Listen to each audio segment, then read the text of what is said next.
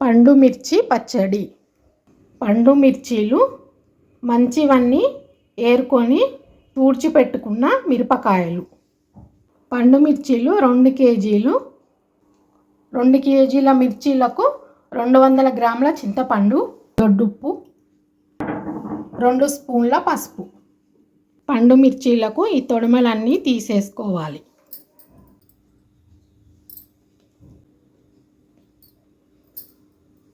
చింతపండులో ఉన్న ఈ నార, చింతగింజలు తీసేయాలి.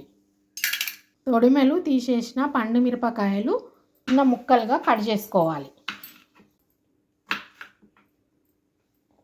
ముక్కలు కట్ చేసి పెట్టుకున్న పండు మిరపకాయలు మిక్సీ జార్లో కొన్ని వేసుకొని మిక్సీ పట్టుకోవాలి. పండు మిరపకాయలు మెత్తగా కాకుండా ఇట్లా పట్టుకోవాలి.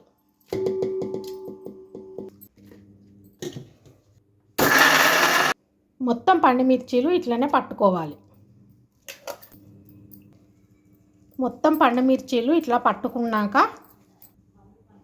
చింతపండు వేసుకోవాలి, కలుపుకోవాలి. దొడ్డుప్పు వేసుకోవాలి, కలుపుకోవాలి. పసుపు వేసుకోవాలి. మొత్తం మంచిగా కలుపుకోవాలి. మొత్తము మంచిగా కలుపుకున్న తర్వాత ఒక డబ్బాలో వేసుకోవాలి.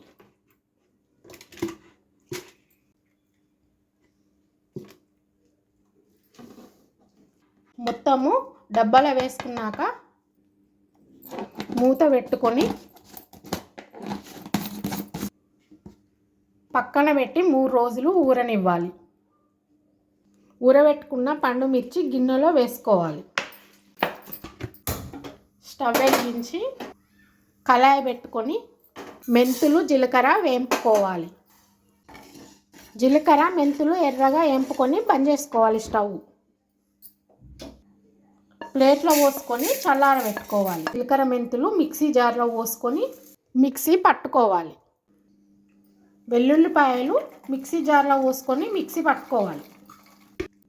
మిరపకాయ పచ్చడిలా జీలకర్ర, మెంతుల పొడి వేసుకోవాలి, కలుపుకోవాలి. వెల్లుల్లి పేస్ట్ వేసుకోవాలి. మొత్తం మంచిగా కలుపుకోవాలి. కొంచెం మిక్సీ జార్లో వేసుకొని మిక్సీ పట్టుకోవాలి. మెత్తగా మిక్సీ పట్టుకున్న మిరప పండ్ల పచ్చడి గిన్నెలో వేసుకోవాలి. మొత్తం పచ్చడి ఇట్లనే మెత్తగా మిక్సీ పట్టుకోవాలి. మొత్తం పచ్చడి మిక్సీ పట్టుకొని మంచిగా కలుపుకోవాలి. పచ్చడి రుచి చూసుకొని ఉప్పు తక్కువ ఉంటే వేసుకొని కలుపుకోవాలి.